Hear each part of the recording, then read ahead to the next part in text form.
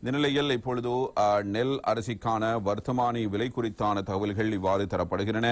அதாவது நெல் அரிசி விலைக்கான வர்த்தமானி விரைவில் வெளியிடப்படும் என்பதாக அரசு தரப்பில் கூறப்பட்டிருக்கிறது. பெரும்போகத்தில் கிடைக்கும் அறுவடையை சத்தோச நிறுவனம் மற்றும் நெல் சந்தைப்படுத்தல் சபை என்பனவற்றூடாக விவசாயிகளிடமிருந்து கொள்வனவு செய்ய அரசாங்கம் தீர்மானித்திருக்கிறது என்பது இங்கே நாங்கள் கவனிக்கத்தக்க முக்கியமான செய்தி. எனவே நெல்லுக்கான உத்தரவாத விலையும் அரிசிக்கான நிறைய விலையும் விரைவில் வர்த்தமானியில் வெளியிடப்பட உள்ளதாகவும் வர்த்தக வாணிப உணவு பாதுகாப்பு மற்றும் கூட்டுறவு அபிவிருத்தி அமைச்சர் வசந்த சமரசிங்கே இவ்வாறு தெரிவித்திருக்கிறார்.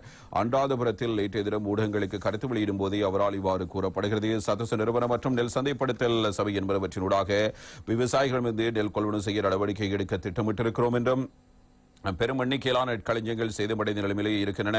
அவற்றை நெல் களஞ்சியப்படுத்துவதற்கு பொருத்தமான நிலைமைக்கு கொண்டு வரவும் கிளீன் ஸ்ரீலங்காவினூடாக நடவடிக்கை எடுக்கப்படுகிறது.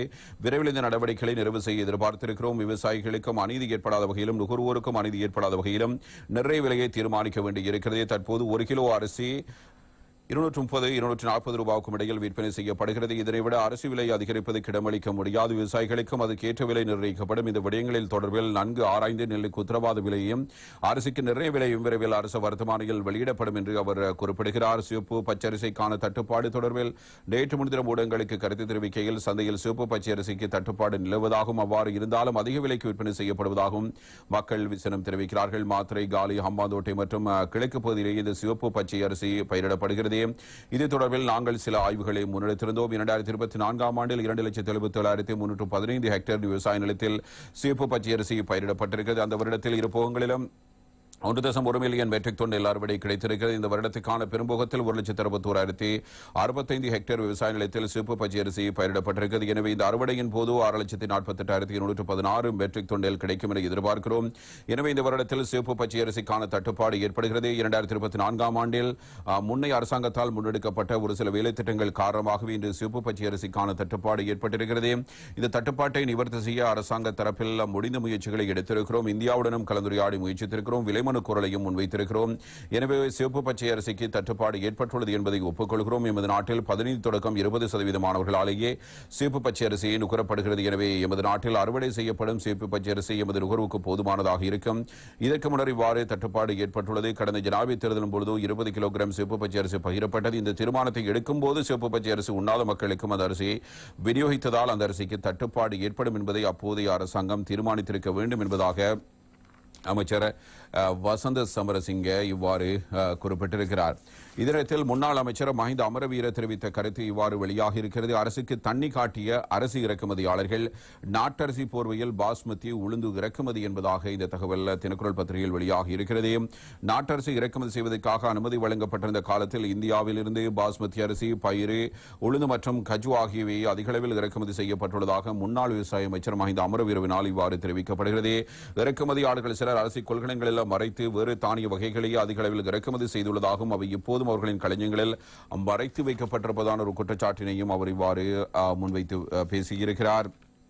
பாஸ்மதி அரிசி இறக்குமதிக்காக பெருமளவில் வரி அறவிடப்படும் நிலையில் நாட்டரசு இறக்குமதிக்காக வழங்கப்பட்டுள்ள வரிச்சலுகையில் பாஸ்மதி அரிசி அவர்கள் பெருமளவில் இறக்குமதி செய்துள்ளதாகவும் இதனாலேயே சந்தையில் பாஸ்மதி அரிசி, பயிறு மற்றும் உளுந்து போன்றவற்றின் விலைகள் குறைவடைந்துள்ளதாகவும் முன்னாள் அமைச்சர் சுட்டிக்காட்டுகிறார். இதேவேளை நாட்டில் சிவப்பு கெக்குழு அரிசிக்கு தட்டுப்பாடு கிடையாது என்றும் அந்த அரிசி தற்போதும் அரிசி ஆலைகளில் இருக்கின்றன என்றும் குறிப்பிடப்பட்டுள்ளது. சிவப்பு அரிசியை மறைத்து வைத்துள்ள இடங்கள் தொடர்பில் தனக்கு தெரியும் என்றும் அந்த இடங்கள் தொடர்பான தகவல்களை தன்னால் வெளியிட முடியும் என்றும் முன்னாள் அமைச்சர் மஹிந்த அமரவீர இவ்வாறு தெரியப்படுத்தி இருக்கிறார். அவருடைய கருத்து அவ்வாறு வெளியாகி இருக்கிறார். அதே நேரத்தில் அமைச்சர் சமந்த வித்யாரத்ன ஒரு கருத்தினை இவ்வாறு முன்வைத்திருக்கிறார். வீரகேசரி பத்திரிகை இந்த செய்தியை அவதானிக்கலாம். அரிசி, தேங்காய் தட்டுப்பாட்டு பிரச்சினைக்கு ஓரிரு நாட்களுக்குள் தீர்வு காண முடியாது பெருந்தோட்ட கைத்தொழில் அமைச்சர் சமந்த வித்யாரத்ன என்பதாகவே இந்த தகவலை நாங்கள் அவதானிக்கலாம்.